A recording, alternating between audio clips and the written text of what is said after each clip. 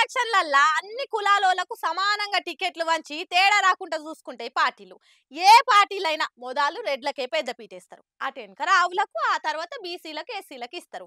పార్టీలన్నీ బీసీ మంత్రమే జపించిన సీట్లు ఇచ్చేటప్పుడు మాత్రం బిచ్చం వేసినట్టే చేస్తుంటాయి.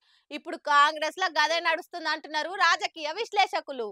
సమాజంలో బీసీల జనాభేమో సముద్రంలో నీళ్ళంతుంటే బీసీలకు రాజకీయ పార్టీల సీట్లు మాత్రం శంశల నీళ్ళన్నే ఇస్తుంటాయి పార్టీలు. ఇప్పుడు కాంగ్రెస్ లో కూడా గదే నడుస్తుందని చెప్పి ఓడుస్తారు రాజకీయ విశ్లేషకులు. ముఖ్యంగా కాంగ్రెస్ లో సామాజిక న్యాయానికి కరువు వచ్చిందనే అంటున్నారు. ఇప్పటిదాకా ఇచ్చిన ఎంపీ సీట్లల్లా మాదిగ, యాదవ, గౌడ సామాజిక వర్గాలకు ఒక్క ఎంపీ టికెట్ దక్కలేదని ఆ కులాల లీడర్లు గుర్రుమంటున్నారు. నాగర్ కర్నూలు ఎంపీ సీటు మాల సామాజిక వర్గంలో ఉన్న మల్లు రవి సార్కి ఇచ్చిరు గాని మాదిగ సామాజిక వర్గంలో ఉన్న సంపత్ కుమార్ సార్కు మొండు చేయి చూపించారని ఆ వర్గం నేతలు మండిపడుతురట. అటు పెద్దపల్లి టికెట్ కూడా మాల వర్గానికి చెందిన గడ్డం వంశీకృష్ణకే ఇచ్చిరు. ఇక పోని వరంగల్ టికెట్ అన్న మాదిగ సామాజిక వర్గానికి ఇస్తారని ఆ వర్గం నాయకులు ఆశలు పెట్టుకుంటే బైండ్ల వర్గానికి ఇచ్చి ఈడ కూడా మాదిగలకు అన్యాయం చేసిరని అంటురు. ఇప్పటిదాకా ప్రకటించిన 14 ఎంపీ సీట్లల్లా యాదవ, గౌడ కులాలకు ఒక్క సీట్ అంటే ఒక్క సీటు కూడా కేటాయించాలి. ఇక ఇప్పుడు కరీంనగర్, ఖమ్మం, హైదరాబాద్ స్థానాలు మాత్రమే పెండింగ్ ఉన్నాయి. ఇక కరీంనగర్, ఖమ్మం సీట్లలో ఎవలనేది ఇంకా ఫైనల్ చేయలే. ఒకవేళ చేసినా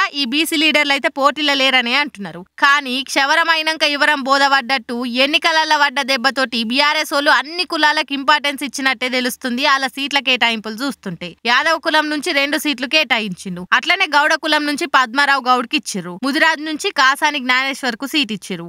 మున్నూరు కాపు నుంచి బాజిరెడ్డి గోవర్ధన్ కి ఇచ్చిర్రు. ఎస్సీ సామాజిక వర్గం నుంచి కోప్పుల ఈశ్వర్ కి ఇచ్చిండ్రు. అటు మాదిగ వర్గం నుంచి ఆర్ఎస్ ప్రవీణ్ కుమార్ సార్ కి ఇచ్చిండు. ఇట్లా అన్ని కులాలకు సమానంగా సీట్లు వంచిండు కేసీఆర్ సారు.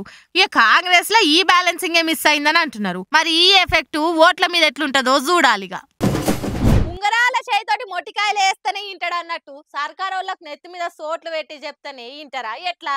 రైతులంతా నీళ్లు లేక రోడ్లు ఎక్కిర్రు, ధర్నాలు చేసిర్రు. కానీ అప్పుడేమో స్పందించలే. కేసీఆర్ బయటకు రాగానే నీళ్ళు ఇచ్చే వరకు నవ్వేటోళ్ళ ముంగట బోర్ల పడ్డట్టు అవుతున్నది అంటున్నారు అధికార పార్టీల తీరు.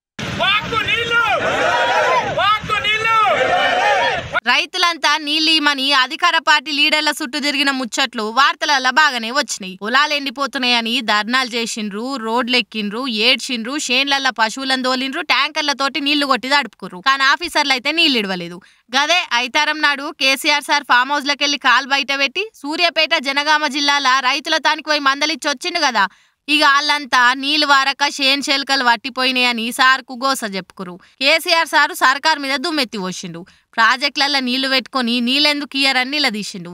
భయంకరంగా సాగర్ ఆయకట్లో కూడా చాలా తీవ్రంగా ఎండిపోయింది పంట. ఎందుకండి, ఏం కారణం చేతి ఎండబెట్టిన మీరు సాగర్ ఆయకట్లో?